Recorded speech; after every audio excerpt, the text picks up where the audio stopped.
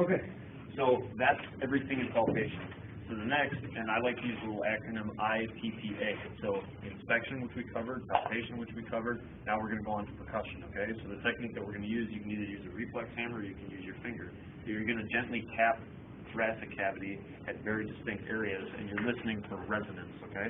Resonance is the normal thoracic cavity sounds. It can either be dull, which would be a diminished resonance, or it can be hyper resonance, above the normal amount of resonance. That's usually common in children, older people, and in the event that you have, let's say, a collapsed lung or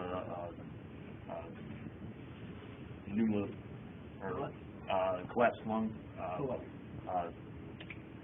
pneumothorax. Thank you. All right, so you're going to start, and it's going to be in the pattern on any people, no matter if it's male, female. With females, the angle is going to be just a little bit tighter, but it's going to be above the clavicle, and then you're going to come down, and you're going to spread out, and it should be eight distinct spots, okay? So start here, and you always go from one side to the other. Okay.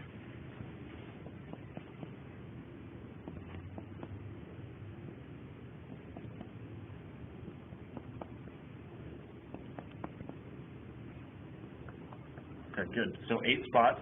Then when you're going to do the lateral aspect, or the axillary space, what you're going to end up doing is you're going to do a diamond pattern. Okay, so you start high in the axillary space up here. Okay, listening for that resonance. Then you're going to go anterior axillary, and then low in the axillary space. Okay, and then finally posterior in the axillary space. Okay, great. So it's 4 spots on both sides, and then you're supposed to alternate when you're doing it, but for purposes of example, it's just easier to show one side. And then it should be 10 spots on the back. So usually what you want to do is ask the patient, go ahead and just lean forward a little bit and kind of pull your arms together for me. Thank you. And what that's going to do is that's going to spread the scapula out so that you have a lot more surface area to work with, okay? So it's going to be 10 spots on the back.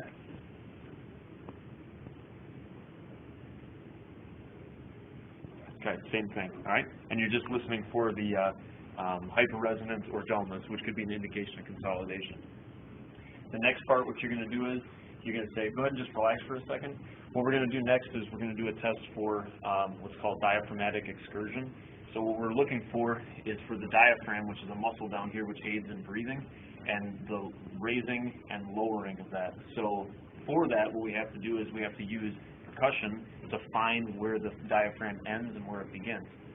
So I'm going to instruct the patient, go ahead and just cross your arms for me, lean forward, take a deep breath, and what I'm going to do is I'm going to tap on your back, okay? So go ahead and take a deep breath. So what you're going to do is you're going to tap down from about the, right below the scapular point down here, and you're just going to tap until you see here that change, that dullness, okay? So go ahead and relax. So now what that is where the diaphragm is stopped. So now, the next step in this, because I found the low point of the diaphragm, because when you inhale, the diaphragm drops. So I'm going to say, go ahead and take a deep breath and blow it all out.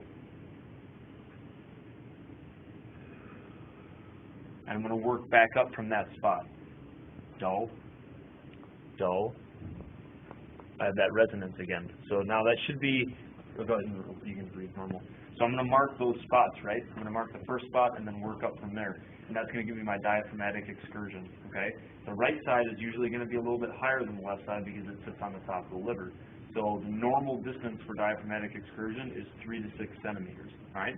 Good to go. So the next, like I said, IPPI, so inspection, palpation, percussion, and auscultation is the last part.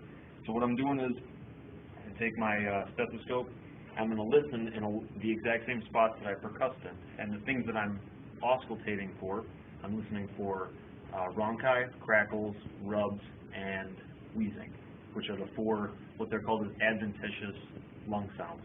So I'm not actually going to listen, but if you can instruct the patient to do this, every time I touch the stethoscope to your chest, just breathe in through your mouth and exhale through your mouth, so like this. Okay? So as I'm listening high up here in the thoracic cavity, I'm listening for those tracheal bronchial sounds, and those are going to be a higher pitch lung sound. As I work down more around the sternal area, that's going to be the bronchial vesicular sounds, because where the bronchus bifurcates, you have much more clear clear inspiration and expiration, so, or exhalation. So go ahead and continue breathing, continue. And then again, 8 spots on the chest, starting here, working your way down. And then on the mid-axillary, it's going to be high mid-axillary, anterior, low mid-axillary, posterior. And the regular sounds are called regular vesicular, okay? So vesicular is the areas not by the trachea, not by the bifurcation of the bronchi. It's going to be everywhere else in the lungs. So 8, 4, and then on the back, it's again going to be 10, right? So, and you're always working from one side to the other. So 1, 2, 3, 4, 5, 6, 7, 8, 9, 10. Okay, so you're getting each of the lobes of the lungs. Okay, so again, what you're looking for are those 4 things: wheezing, bronchi, crackles, rubs. All right. So the next part is, and you can say like this. So the last part is what's going to be called, we're listening for vocal resonance. So again, we're going to have the patient participate with this. So in about 6 different spots on the back, you don't have to do all 10 to this, but the first one is called bronchophony, okay? And what you're listening for is clarity of the spoken word. If there's any consolidation in the lungs, sound moves better through more dense material. So if it's just air, it's going to sound very muffled. And you're going to have the patient say the same words 99 like you did earlier. So a normal lung sound should sound like, but a clear, if you can clearly hear 99, that's an indication of consolidation. So every time I touch the stethoscope to your back, go ahead and say 99 for me. 99. Okay? 99. Okay. 99. 99. 99. 99. Okay, good. So the next step in the vocal resonance testing is going to be what's called whispered pectoriloquy, which is indication of a more severe consolidation. So instead of having the patient say 99, I'm going to say, patient, can you go ahead and whisper for me 1, 2, 3 very quietly so I can't hear it? Okay.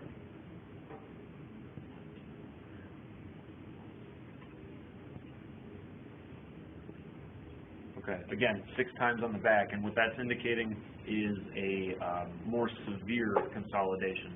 Okay, and the last one that we're going to do is called E to A agaphony. Okay, and what that is you're going to have the patient vocalize the word E and hold it for a second or two, and you're listening for within the lungs. A normal lung sound is you're going to hear a muffled E, but if you hear in the lungs it turning to more of an A sound, then that's going to be positive for E to A egophony, which could be an indication of consolidation. Okay, so same thing. Can you just say E for me?